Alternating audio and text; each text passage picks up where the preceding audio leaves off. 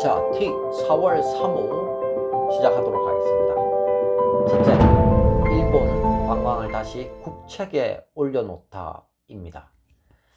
일본 정부는 제5차 관광입국 추진 기본계획을 발표하였습니다.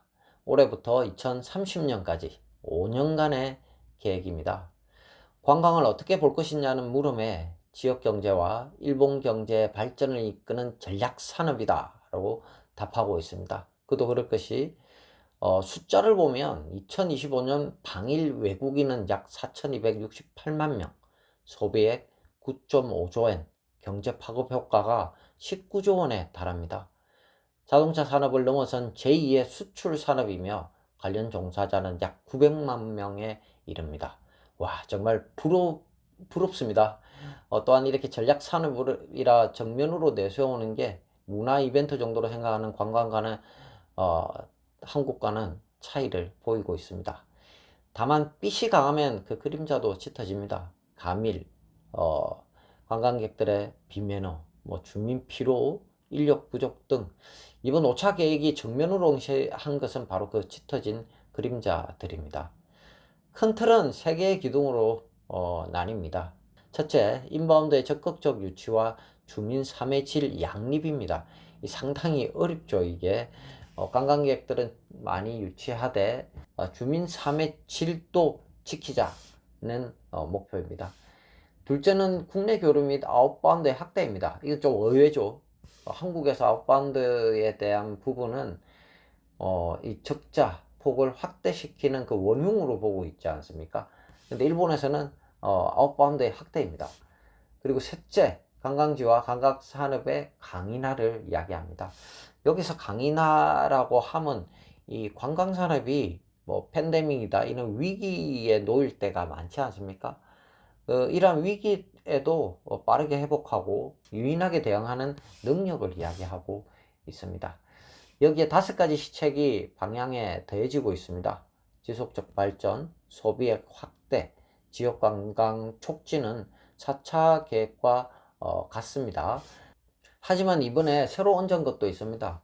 교통과 마을 만들기에 대한 연계 강화, 그리고 신기술의 본격 전개입니다. 이 2가지는 정말 우리도 주목해야 할 부분입니다.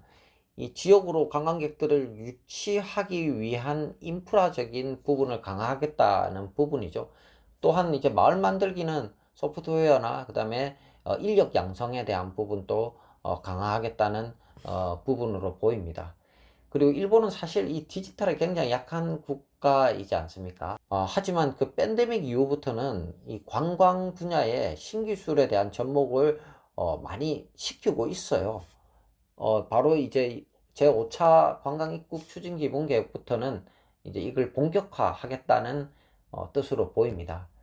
관광이 이제 숙박업과 식당 등 그 서비스 업종을 넘어서 교통과 마을의 일이 되었다는 선언이기도 합니다.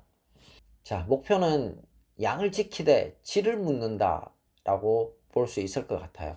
2030년 방일객 6천만 명과 소비액 15조에는 그대로 유지하면서 그 안에 재방문객 4천만 명, 실질적 돈을 쓸고 지역으로 가는 그 관광객들을 중요하게 생각하고 그에 대한 지표를 4천만 명으로 세웠다는 거죠. 이건 대단한 거예요. 이 방일객 6천만 명 중에 재방문객을 4천만 명을 유치하겠다는 거지 않습니까? 대단한 수치죠. 그리고 1인당 소비단가 25만 엔, 1인당 소비단 그리고 1인당 소비단가 25만 엔, 국제회의 개최 건수 아시아 1위, 그리고 세계 5위라는 질적 좌표를 발표하였습니다.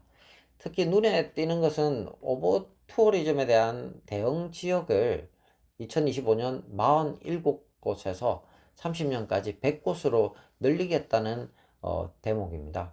문제가 터진 곳뿐만 아니라 그 선제 예방에 나설 지역까지 포함하는 개념이라 볼 수 있습니다. 이제 사후 수습에서 선제 설계로 관점이 옮겨간 거라 볼 수가 있죠. 이 부분은 정말 잘하고 있는 부분입니다. 전체적인 맥락이 딱 잡히지 않습니까? 마을 만들기, 지역의 마을 만들기, 교통 인프라 확충, 그리고 신것을 접목하여 이제 관광을 좀 강화시키고 그게 따르는 지역으로 분산 유치, 그리고 오버 투어리즘에 대한 대응까지 세세하게 이제 설계가 들어갔다고 볼 수 있습니다. 여기서 정말 주목해야 될 부분, 이 부분은 정말 좋은 부분인데요. 숙박업 부가가치액을 2024년 4.3조엔에서 6.8조엔으로 대폭 끌어올리고 이 재원들을 종업원 임금 인상과 시설 재투자로 환원하겠다는 선순환 구상도 담겨져 있습니다. 이 부분은 정말 혁신적이고 인력 부족에 대한 부분, 그리고 서비스 업종에 대한 경쟁력 강화 부분에 있어서 상당히 좋은 정책이라고 볼 수 있을 것 같습니다. 자, 4차 계획과의 결정적 차이는 크게 세 가지 정도가 있습니다. 좀 더 자세하게 한번 알아보면, 첫째, 일하기 좋은 관광산업이 정식 국가 목표로 들어와 있습니다. 관광은 사람이 사람을 대접하는 산업입니다. 대접하는 이가 지치면 대접받는 이도 지친다는 단순한 이치를 일본은 정책 문서 안으로 끌어들였습니다. 그리고 그에 대한 대안을 제시를 했죠. 그리고 두 번째, 아웃바운드를 관광 입국의 한 축으로 복원했다는 겁니다. 여권 수수료 인하까지 거론하며 일본인 해외여행을 되살리고자 합니다. 관광은 들어오는 것만이 아니라 나가는 것도 산업이라는 항공 노선의 양방향성에 대한 냉정한 계산이고 굉장히 치밀한 계산이기도 합니다. 세 번째는 마이스를 단순 이벤트가 아니라 콘텐츠 산업 육성과 외교 과제를 해결하기 위한 소프트 전략의 기둥으로 격상시켰다는 겁니다. 관광이 경제를 넘어 외교의 언어가 되고 있습니다. 자, 일본의 정책 보고서는 실은 우리를 향한 거울입니다. 자, 여기서 코스트에서 5가지 짚고 넘어가도록 하겠습니다. 먼저 재방문율을 정책 지표로 성격시킬 필요가 있을 것 같습니다. 한국은 방한객 총수와 소비액에 매달려 왔지만 이젠 좀 바뀌어야 되지 않을까 싶습니다. 진짜 돈을 쓰는 손님, 지방까지 내려가는 손님, 그리고 매너를 지키는 손님은 앞서서도 강조드렸지만 모두 두 번째 방문 계획입니다. 다음으로 지방 숙박을 목표 숫자로 제시할 때입니다. 측정되지 않기 때문에 움직이지 않는 부분도 있거든요. 정책은 결국 잴 수 있는 것만 움직입니다. 이렇게 되게 되면 크루즈에 대한 부분도 재조명을 해야 돼요.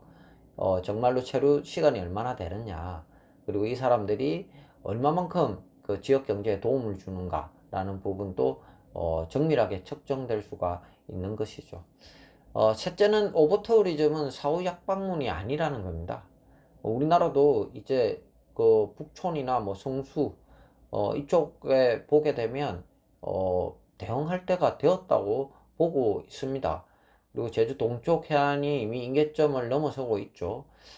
실제 설계 대상 지역을 지정 관리하는 체계가 필요할 것 같습니다. 예를 들어서 뭐 부산이나 뭐 전주, 경주 뭐 이런 지역이 지역에서는 대표적으로 될 수 있을 것 같습니다. 일본처럼 이렇게 선제적으로 좀 이제 그러한 지역들을 지정하고 그리고 어떻게 관리할 삶의 질을 높여줄 것인가에 대한 부분들을 좀 고민해야 될 필요가 있을 것 같아요. 뭐 예를 들어서 이제 관광세를 걷는다든지 등이 있을 수가 있겠죠. 넷째, 일하기 좋은 관광산업이라는 한국 정책에도 들어올 필요가 있습니다. 이 숙박업 부가가치를 재투자와 임금으로 돌리는 선순환은 우리가 올해 말로만 해온 이야기입니다. 이걸 진짜 실천할 필요가 있는 것이죠. 그리고 끝으로 아웃바운드를 관광의 한 축으로 우리도 인정할 필요가 있습니다. 국내 관광과 해외여행은 제로섬이 아니라 여행 리트러시라는 같은 토양에서 자란다고 볼 수가 있습니다. 일본의 5차 계획은 한 문장으로 요약할 수 있습니다. 도라에서 잘 오라로.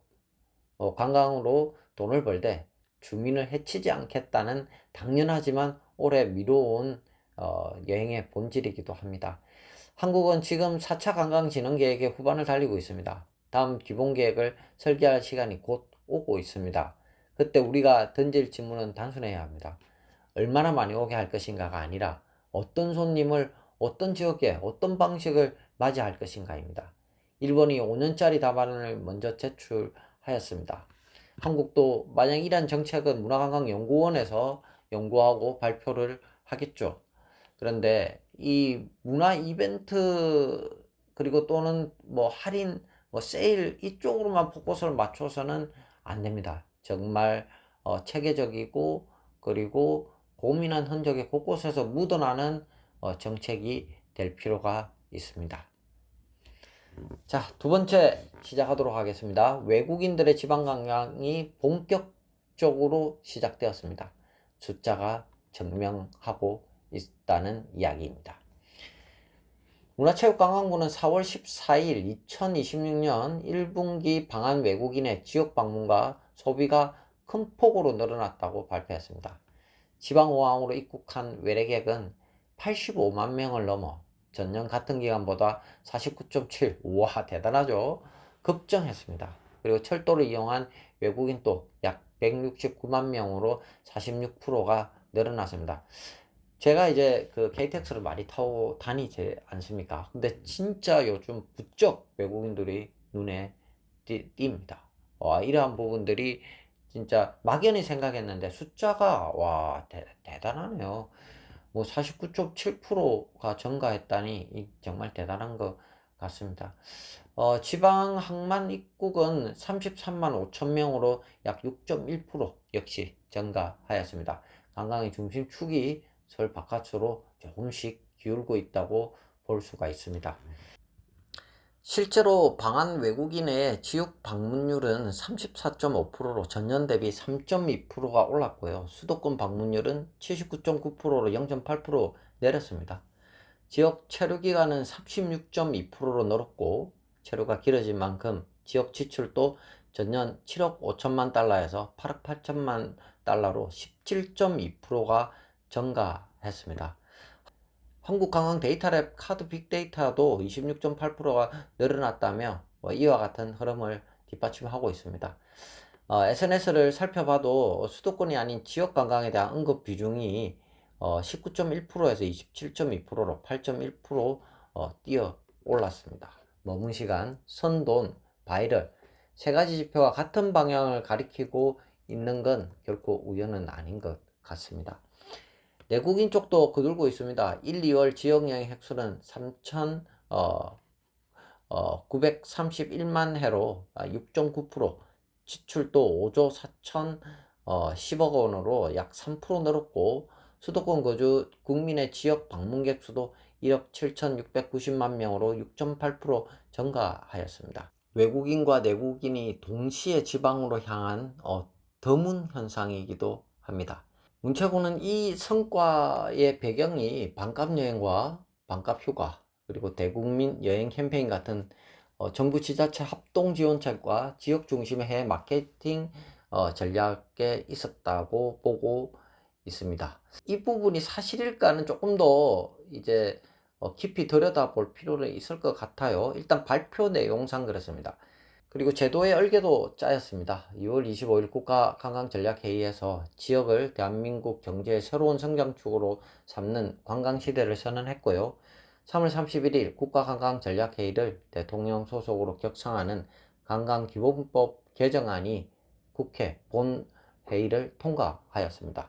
관광을 대통령 의제로 끌어올린 구조는 일본의 관광입국 추진 강요회의와 닮아 있습니다. 말만이 아니라 결재선이 바뀌었다는 뜻입니다. 그러나 숫자가 좋을수록 그 다음 질문이 중요해집니다. 첫째, 반값에 대한 성과 측정 방법을 객관화, 정문화할 필요가 있을 것으로 보입니다. 적어도 1년 이상은 정책 결과를 추적 조사하여 실제적인 관광객 유입에 도움이 되었는지 몇 프로나 성과가 있는지를 보다 더 정밀하게 책정할 필요가 있을 것으로 보입니다. 둘째, 반값이 끝난 뒤에도 손님이 올 것인가에 대한 부분을 우리는 고민해 봐야 됩니다. 가격 할인은 빠른 각성제이지만 습관을 바꾸지는 못합니다. 체류가 36.2% 늘었다는 사실은 반갑지만 그 체류가 콘텐츠 때문인지 가격 때문인지를 섣부르게 판단을 해서는 안 될 것 같습니다. 할인이 그치는 2027년 봄 같은 지표가 유지된다면 그때야 비로소 구조적인 전환이라 말할 수 있을 것 같습니다. 그 전까지는 단발성 소비 자극과 구조 개선 사이에 경계에 서 있다고 보는 것이 개인적으로 맞다고 생각합니다. 자, 셋째, 지방 방문율 34.5%를 어떻게 읽을 것인가입니다. 좋아졌지만 수도권 방문율은 여전히 79.9%입니다. 일본이 5차 기본계획에서 지방 숙박에 대한 목표를 설정한 것과 달리 우리에게는 아직 지방이 무엇을 얼마만큼이라는 좌표가 없습니다. 이대로라면 1분기 바짝 지표의 반복이지 않을까 싶습니다. 숙박, 임박수, 지역별 체류 시간, 권역별 재방문율, 이 셋을 국가 지표로 삼아야 움직일 것이라 보입니다. 넷째, 지역의 수용 역량은 이대로를 감당할 수 있을까입니다. 지방공항 입국이 반년 만에 50% 가까이 뛰었다는 것은 공항에서 관광지까지의 2차 교통, 숙박, 다오 안내, 야간 운영 인력이 그 속도를 받쳐야 한다는 의미입니다. 받쳐지지 못한다면 최근 일본이 겪고 있는 오버투어리즘의 축소판이 부산, 제주, 경주, 전주에서 벌어질 수 있습니다. 초강력 관광권 조성과 지역만의 독창적인 콘텐츠 확충은 방향이 분명히 옳습니다. 문제는 속도입니다. 손님은 이미 와 있습니다. 다섯째, 체류기간 36.2% 증가야말로 가장 주목할 지표입니다. 방문수는 교통이 만들고 소비액은 환율이 좌우하지만 체류시간은 오직 콘텐츠가 결정합니다. 하룻밤이 이틀밤이 되는 그 차이를 만드는 것은 무엇이었는가를 지역별로 해볼 필요가 있습니다.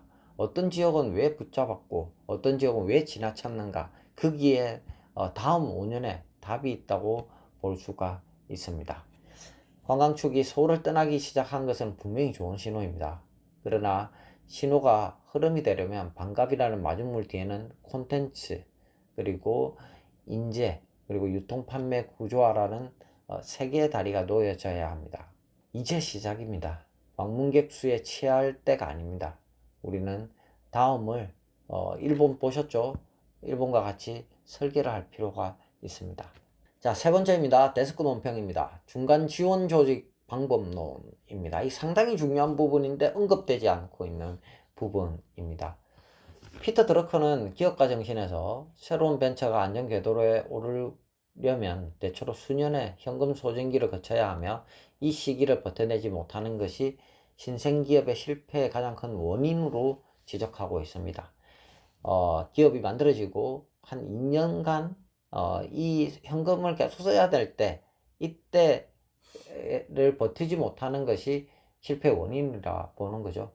브라이언 트레이시 부자의 조건에서도 신생기업이 곧바로 돌아볼 것이라는 환상에서 벗어나야 한다고 합니다. 매출 구조를 만드는 데는 한 2년 걸리고 그 매출로 초기 투자비와 부채를 갚는 데 또 한 2년, 그리고 수익과 지출, 재투자를 반복하며 구조를 다지는 데 3년이 걸립니다. 창업 이후 7년이 지나야지 비로소 안정적인 수익을 기대할 수 있다는 걸 많은 데이터들이 증명을 하고 있습니다. 우리가 주목해야 할 대목은 바로 이것입니다. 창업 초기에는 이익이 아니라 현금 흐름이 생존을 결정합니다. 장부상의 이익이 눈에 보이기도 전에 자본이 먼저 고갈되는 것이 일반적인 패턴이며 신생기업의 약 80%가 이 함정에 빠집니다. 그럼에도 우리 정책과 행정은 이 사실을 거의 고려하지 않고 있습니다. 나는 다르다고 믿는 창업자의 착각만큼이나 우리 프로그램은 다르다고 자신하는 행정의 태도가 문제를 더 키운다고 볼 수 있습니다. 신생사업은 그 자체로 하나의 악의와 같습니다.